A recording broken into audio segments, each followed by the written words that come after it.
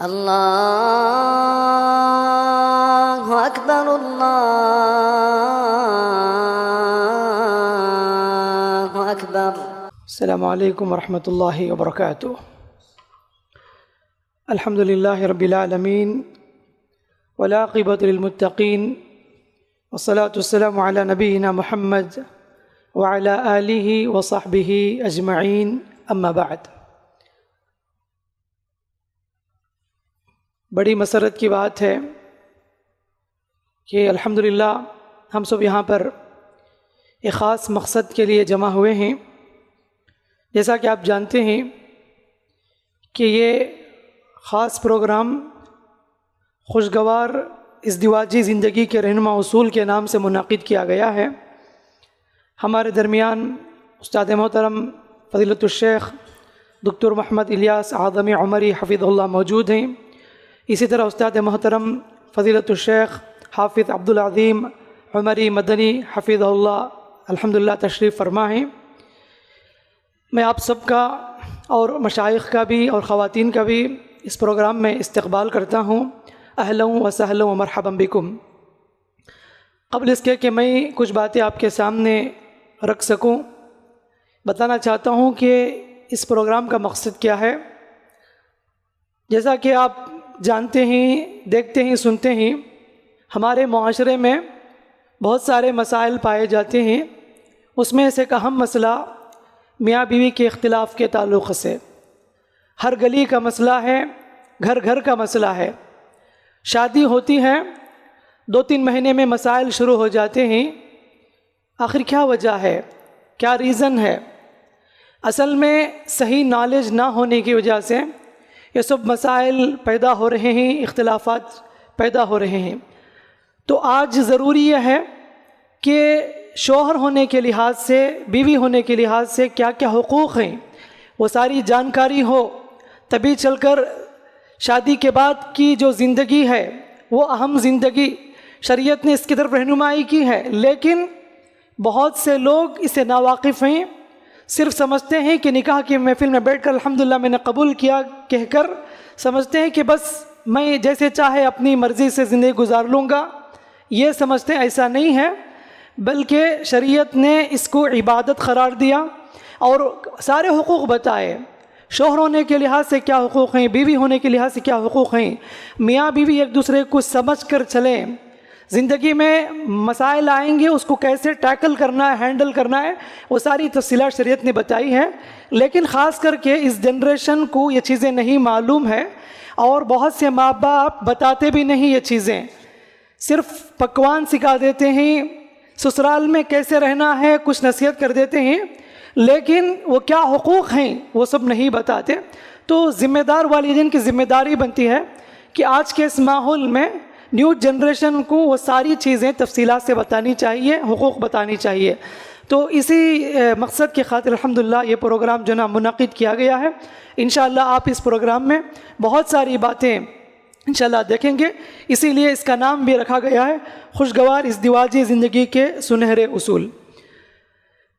میں آپ کے سامنے کچھ بنیادی باتیں نکاح کے تعلق سے، نکاح کی اہمیت، اس طرح کی چیزیں آپ کے سامنے رکھنا چاہوں گا۔ اللہ رب العالمین کا فرمان ہے، اعوذ باللہ من الشیطان الرجیم، وَأَنْكِحُوا الْأَيَامَ مِنْكُمْ وَالصَّالِحِينَ مِنْ عِبَادِكُمْ وَإِمَائِكُمْ إِنْ يَكُونُوا فُقَرَاءَ يُغْنِهِمُ اللَّهُ مِنْ فَضْلِهِ وَاللَّهُ وَاسِعٌ عَلِيمٌ۔ شریعت کے نزدیک نکاح ایک عبادت ہے۔ دیگر مذاہب کے نزدیک کہ کلچر یا ٹریڈیشن ہو سکتے ہیں، لیکن اسلام کے نزدیک نکاح ایک عبادت ہے، پیغمبروں کی سنت ہے۔ اللہ رب العالمین نے فرمایا وَلَقَدْ أَرْسَلْنَا رُسُلًا مِّن قَبْلِكَ وَجَعَلْنَا لَهُمْ أَزْوَاجًا وَذُرِّيَّةً۔ اے محمد، ہم نے آپ سے پہلے جتنے پیغمبر بھیجے ان کی بیویاں رہی، ان کی اولاد بھی رہی۔ تو معلوم یہ ہوا کہ انبیاء کی سنت ہے، اور بعض صحابہ نے اسے دنیاوی کام سمجھ کر کہا کہ ہم لوگ شادی نہیں کریں گے، نکاح نہیں کریں گے۔ تو اللہ کے نبی صلی اللہ علیہ وسلم نے سختی سے منع کیا، بتایا کہ یہ تمہارے لیے عبادت ہے، اس لیے کہ آدمی نکاح کے ذریعے سے ایمان کو مکمل کر لیتا ہے۔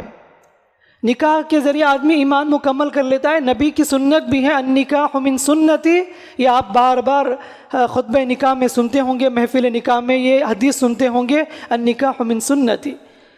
تو بتانا مقصد یہ ہے کہ شریعت نے جگہ جگہ قرآن اور حدیث میں نکاح کی ترغیب دی اور بتایا کہ اس میں تمہاری عصمت کی حفاظت ہے اور ایمان کی تکمیل ہے، اور بتایا محمد صلی اللہ علیہ وسلم نے تم میں سے کوئی آدمی اپنی بیوی سے اپنی جنسی خواہش پوری کرتا ہے تو اس پر بھی اجر ہے.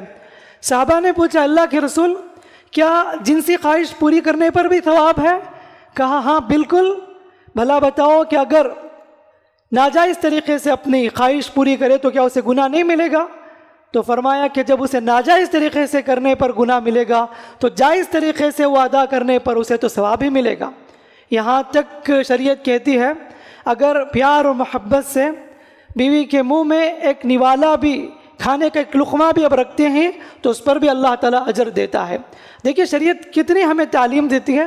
جہاں نماز، روزے، زکوٰۃ، حج جیسے مسائل کو شریعت نے تفصیل سے ذکر کی، اسی طریقے سے شادی بیاہ کے تعلق سے بھی اسلام نے ہم لوگوں کو مکمل تفصیلات پیش کیا ہے. اور حقیقت میں آدمی جیسے عبادت سمجھتا ہے نماز کو صحیح طریقے سے ادا کرنے پر، اسی طریقے سے شریعت کی روشنی میں شادی کے بعد زندگی میں جینے کا طریقہ اگر سیکھ لے الحمدللہ یہ ساری زندگی عبادت میں گزرے گی اگر حقیقت میں شریعت کی روشنی میں زندگی گزارتے ہیں تو. یہی وجہ ہے کہ اللہ رب العالمین نے اس کو خاص اہتمام کرنے کی تعلیم دی. کہا کہ وَأَنكِحُوا الْأَيَامَ مِنكُمْ وَالصَّالِحِينَ مِنْ عِبَادِكُمْ وَإِمَائِكُمْ، فرمایا کہ تم میں سے جو بے نکاح ہیں ان کا نکاح کرا دو، تمہارے غلاموں کا بھی اور لونڈیوں کا بھی نکاح کرا دو. شریعت نے ذمہ داروں کو حکم دیا کہ نکاح کرا دو، کوئی بے نکاح نہ رہے. جس معاشرے میں، سوسائٹی میں نکاح میں تاخیر کی جائے، نکاح کا رواج نہ ہو، یاد رکھنا وہ معاشرہ زنا میں ملوث ہوتا ہے. حقیقت میں ہم دیکھتے ہیں کتنے ایسے لوگ ہیں، اللہ حفاظت کرنا، بے حیائی کے کام میں مبتلا ہو کر اپنی زندگی برباد کر رہے ہیں. شریعت نے حلال طریقے سے خواہش پوری کرنے کے لیے رہنمائی کی، لیکن آج کے اس فتنے کے دور میں زنا آسان، زنا کے اسباب آسان، زنا سے بچنا مشکل ہو چکا ہے. اس دور میں اگر آدمی اپنی عزت کی حفاظت کے لیے، ایمان کی حفاظت کے لیے نکاح میں سبقت کرتا ہے تو اللہ رب العالمین کے نزدیک وہ بہت بڑے اجر سے نوازا جائے گا، اس کو اللہ تعالیٰ بہت بڑے اجر سے نوازے گا. وہ بندہ یا وہ بندی جسے ڈر ہے کہ میں فتنے میں پڑ جاؤں گا یا پڑ جاؤں گی، وہ نکاح کر لے تو یاد رکھنا اللہ تعالیٰ اس کے ایمان کی حفاظت کرے گا، اس کے ایمان کی حفاظت کرے گا. اور بلکہ اس پر واجب ہے جو آدمی اپنے آپ کو گناہ میں، جس کو گناہ میں پڑنے کا اندیشہ ہے، اسے شریعت کہتی ہے کہ تیرے پر واجب ہے کہ تو نکاح میں جلدی کر اور شادی جلدی کر. یہاں پر ذمہ دار کو اللہ نے حکم دیا وَأَنكِحُوا الْأَيَامَ مِنكُمْ، جو بے نکاح ہیں ان کا نکاح کرا دو، تمہارے غلاموں کا بھی، لونڈیوں کا بھی نکاح کرا دو. بہت سے لوگ بیکار کی تعویل کر کے وداؤٹ ریزن نکاح کو ڈیلے کرتے ہیں، عمریں گزر جاتی ہیں بیکار کے بہانے، میں 3 سال کے بعد کر لوں گا، ابھی مجھے ڈگری کرنی ہے 4 سال کی، اس کے بعد کر لوں گا، میں ابھی بزنس مکمل طریقے سے سیٹل نہیں کیا، میں وہ مکمل کر کے اپنی شادی پوری کر لوں گا. کبھی کہتے ہیں کہ میں خاص گھر بناؤں گا، نہیں مجھے کار خریدنی ہے، میں پراپرٹی خریدنی ہے، مجھے بینک بیلنس جمانی ہے. یہ ساری چیزیں اپنے خود مائنڈ میں کریٹ کر کے شادی کو ڈیلے کرتے ہیں. دیکھتے دیکھتے عمر گزر جاتی ہے، بعد میں افسوس کرتے ہیں کہ ہم نے شادی کیوں تاخیر کی. بہت نقصان اٹھاتا ہے آدمی، اور شادی کو تاخیر کرنے کی وجہ سے یعنی اس کے اندر بے شمار گناہ، غلط کام اس کے اندر پیدا ہو جاتے ہیں. یہی وجہ ہے کہ ہم معاشرے میں دیکھتے ہیں میجارٹی نوجوانوں کی شادی ڈیلے کرتے ہیں، غلط کام میں پڑ جاتے ہیں، گندے گندے کام میں ملوث ہو جاتے ہیں. اللہ حفاظت کرنا. بہت سے ایسے نوجوان ہیں جو شادی میں ڈیلے کرنے کی وجہ سے وہ غلط کام میں مبتلا ہو کر وہ نکل نہیں رہے اس گناہ سے، وہ پریشان ہیں اس میں پڑھ کر. تو یہ سب آدمی جو نا غلط کام میں ملوث ہو جاتا ہے نکاح میں تاخیری کی وجہ سے.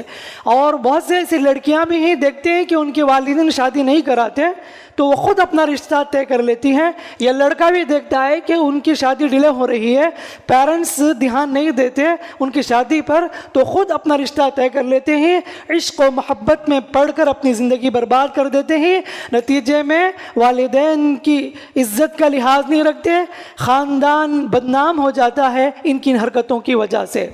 کچھ ایسے لوگ بھی ہوتے ہیں کہ نکاح نہیں کرانے کی وجہ سے گھر سے فرار ہو کر اپنا ڈیسیجن خود لے لیتے ہیں اور اپنی شادی خود فکس کر لیتے ہیں. تو بہرحال یہ سب نقصانات ہوتے ہیں شادی کو ڈیلے کرنے کی وجہ سے. اور یہ بھی نقصان ہے کہ آدمی جب شادی کو ڈیلے کرتا ہے تو وہ بڑھاپے میں بہت پچھتاتا ہے کہ میں نے کیوں اتنی ڈیلے کی, اس لیے کہ وہ اس دنیا سے جا رہا ہوتا ہے, اپنے بچوں کا خدا نہیں کرتا. یاد رکھنا, اگر آپ اپنی زندگی میں اپنے بچے کو سیٹل کرانا چاہتے ہیں, اپنی زندگی میں پوتے نواسے کو دیکھنا چاہتے ہیں, تو نوجوانوں سے میں ریکویسٹ کروں گا جن کی شادی ہونے والی ہے وہ شادی میں سبقت کرو, جلدی کرو, زندگی مختصر ہے. اور اس لیے بھی ہم دیکھتے ہیں جتنے بھی واٹس ایپ میں ڈیتھ نیوز ہم سنتے ہیں 50 سال بھی نہیں گزرتے بس آدمی جو نا موت کا شکار ہو جاتا ہے. 45 ایج میں ڈیتھ نیوز, فلاں کا انتقال ہو گیا, فلاں نہ رہا, فلاں کا بھائی نہ رہا, فلاں کی بہن نہ رہی. یہ زندگی مختصر ہے.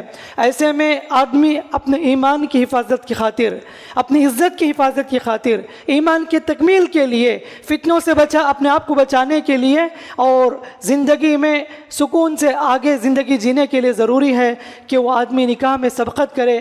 شادی کے معاملے میں آدمی کو جلدی کرنی چاہیے.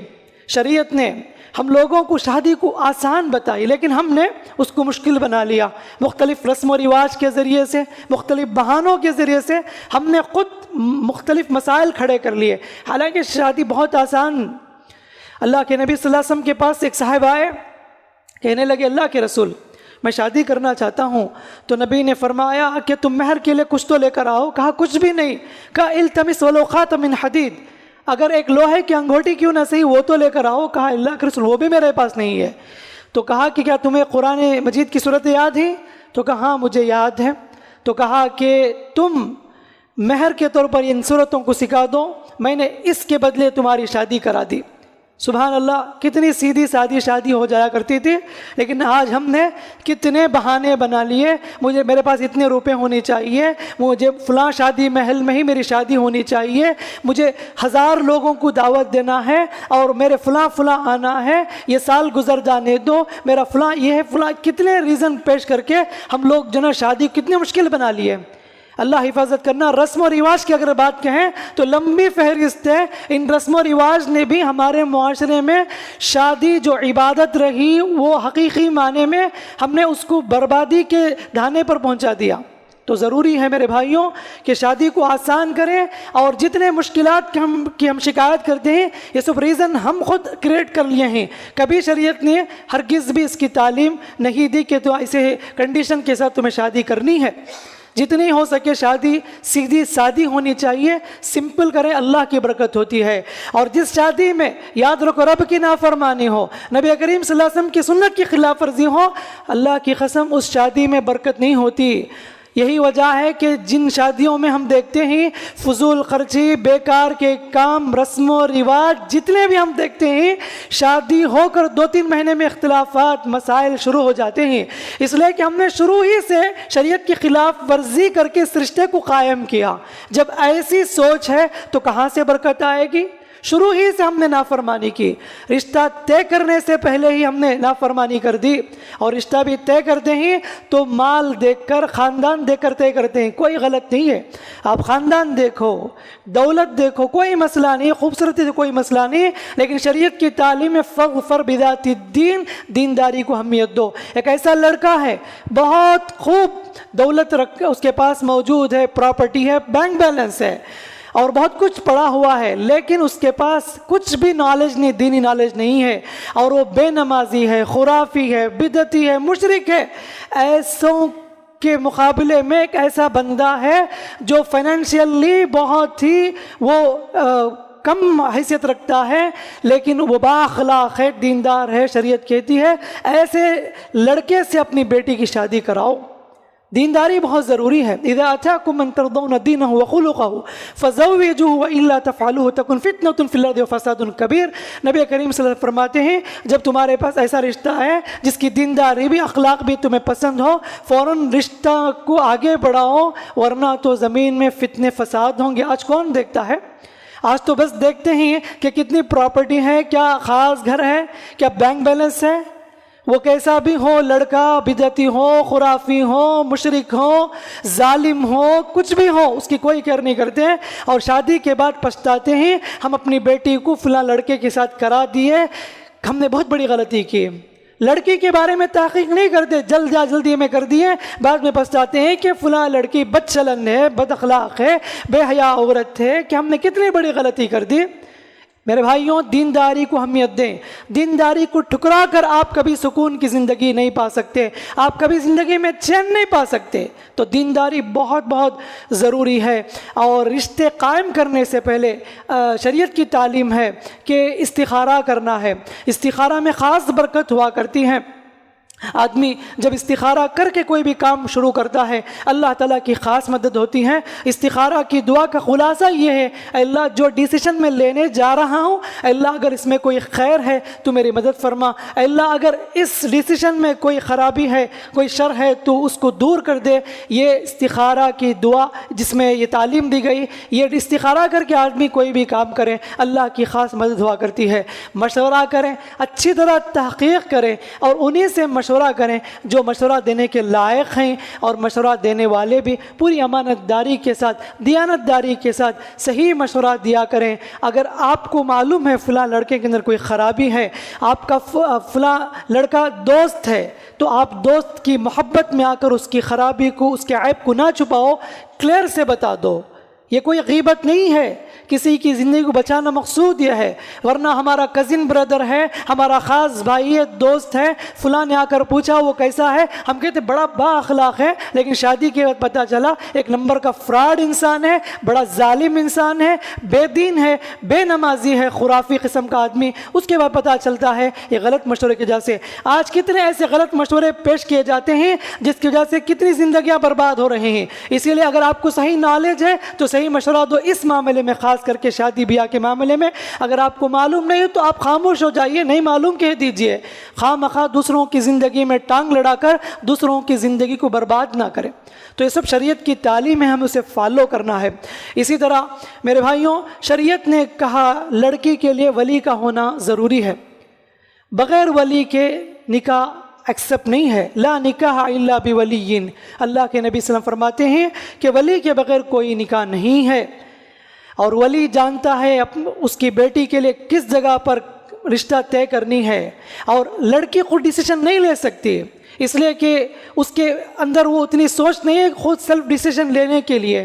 شریعت نے ولی کی شرط رکھی، اسے معلوم ہے معاشرے میں کیا اچھا ہے کیا برا ہے، وہ جو بھی کرے گا خیر کرے گا، اور اس کی پوری کوشش ہوگی میری جو بیٹی ہے جو میرے پاس پل رہی ہے اور وہ بیٹی دوسرے گھر جائے گی تو اسے سکون ملے، اسے سکون نصیب ہو. وہ ایک باپ کی پوری کوشش ہوتی ہے. اگر باپ نہیں تو ولی چاچا ہوگا یا دادا جو بھی ہوں گے، ان کی پوری کوشش ہوتی ہے کہ ہماری لڑکی جہاں بھی جائے سکون سے رہے اور اس کے لیے جو جوڑا بنے وہ اچھا رشتہ بنے. ان کی پوری کوشش ہوا کرتی ہے. اسی لیے شریعت نے یہ کنڈیشن لگائی کہ سیلف ڈیسیشن نہیں لے سکتی عورت، بلکہ ولی کی اجازت کے ساتھ شادی طے ہوگی.